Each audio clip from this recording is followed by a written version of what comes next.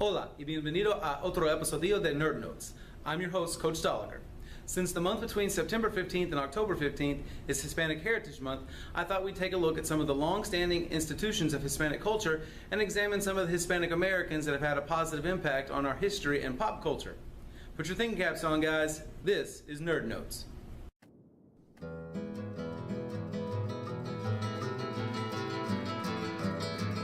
Much of what we know as Hispanic culture evolved from the blending of Spanish and native traditions in Mexico, Central, and South America during the 16th through 18th centuries. While social aspects like language and religion are predominantly European, much of the music, art, and cuisine retains its native roots. Take tamales, for example. Anthropologists believe that tortillas and tamales date back to Aztec and Mayan cultures from as early as 5000 BC, when they were stuffed with fruit, nuts, or turkey. Pork and chicken didn't arrive until the early European settlers. Most recently, tortilla sales alone accounted for over $12 billion in the U.S. last year.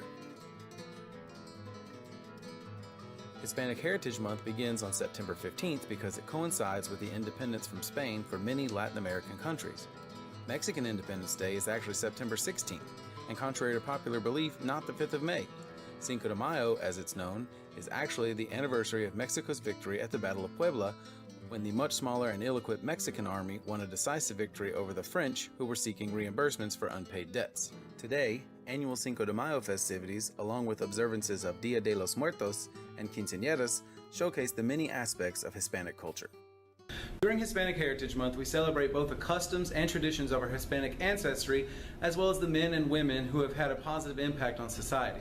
Oftentimes, these people broke down barriers and allowed others to follow and have opportunity for success. Trailblazing Hispanic Americans include civil rights leader Cesar Chavez, who fought for equality and fair pay for migrant farm workers in the 1960s. The first Hispanic Surgeon General, Antonio Novello, was appointed under Ronald Reagan in the 1980s, and the first Hispanic presidential cabinet members, Henry Cisneros and Federico Peña, were appointed by Bill Clinton in 1993, the same year that Ellen Ochoa became the first Hispanic astronaut to reach space. Finally, in 2009, Sonia Sotomayor became the first Hispanic Supreme Court Justice.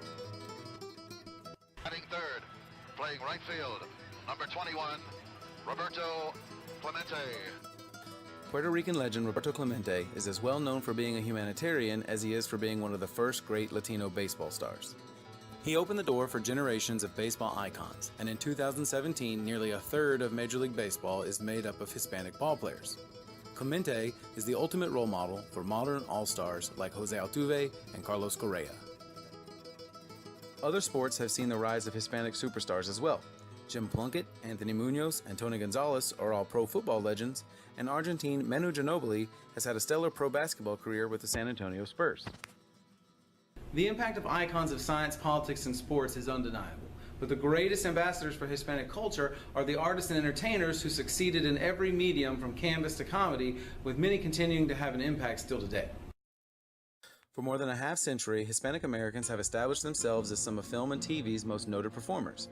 Mexican-born actor Anthony Quinn was a huge Hollywood star in the 50s and 60s, winning 2 Academy Awards for acting, while Puerto Rican actress Rita Moreno won an Academy Award for her role in the classic musical West Side Story in 1961.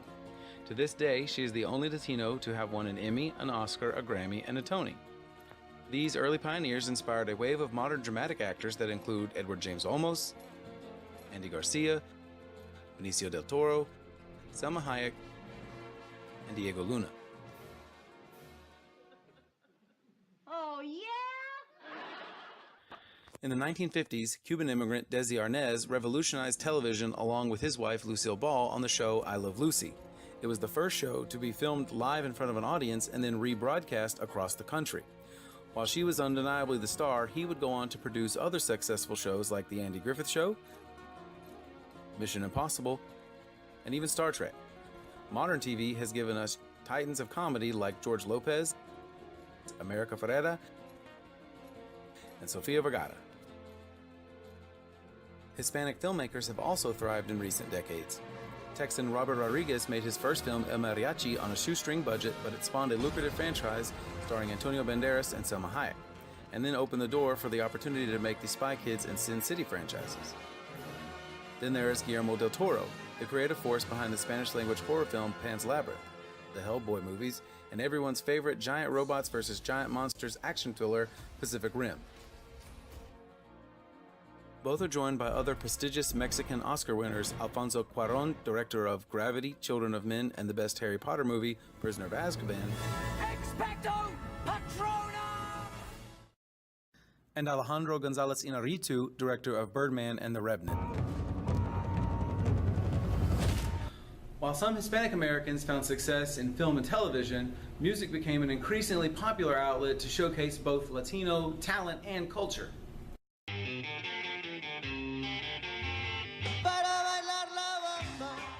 Back in 1958, Richie Valens charted a hit with a rock version of the traditional Mexican folk song La Bamba. In 1987, Los Lobos recorded the song for the film that chronicled Richie's life and untimely death, and it became the first Spanish-language song to reach #1 on the Billboard Top 100 chart. That feat would be duplicated in 1996 when the Bayside Boys remixed the song La Macarena by Los Del Rio, and it became a dance sensation, holding the top spot on the chart for 14 weeks. The 80s and early 90s would also introduce the world to a true pioneer of modern Latin pop music, Gloria Estefan. Together with her band, the Miami Sound Machine, this Cuban import produced hit after hit and has sold over 100 million albums worldwide over 30 years. Here in Texas, though, no other artist is as beloved as Selena. The undisputed Queen of Tejano was known for both her music and innovative fashion choices. On the brink of mainstream stardom, she was tragically killed in 1995, but her first English-language album, Dreaming of You, debuted at #1 and has since become the best-selling Latin album of all time. Following the footsteps of Gloria Estefan and Selena, an explosion of Hispanic artists found success in pop music over the next decade as singers like Ricky Martin, Enrique Iglesias, and Shakira all became superstars.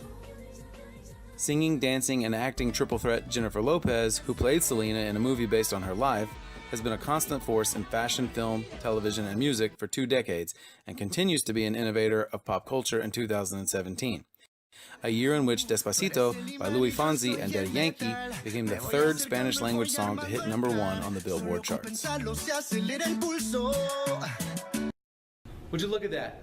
I almost made it through a whole episode without talking about comic books. Well, truth is, Hispanic Americans have long contributed to those fields too. George Perez, a comic legend that has been illustrating books at both Marvel and DC for 40 years, was born to Puerto Rican immigrant parents in New York City, a birthplace he shares with the chief creative officer of Marvel, artist Joe Quesada, whose parents are Cuban, and there are countless more. Today, Hispanic Americans make up about 1/6 of the U.S. population with 55 million people. By 2050, that number is expected to reach over 120 million. The impact that Hispanic culture has had on the melting pot of U.S. society is incredible. No matter your background, we can all respect and appreciate the contributions of different cultures in our community. That's all for this episode of Nerd Notes. Remember to keep chasing greatness, doing what you love. See you next time. Do you like videos like this? You can find me on YouTube at Hero City EdWorks or follow me on Twitter at Hero City Kevin.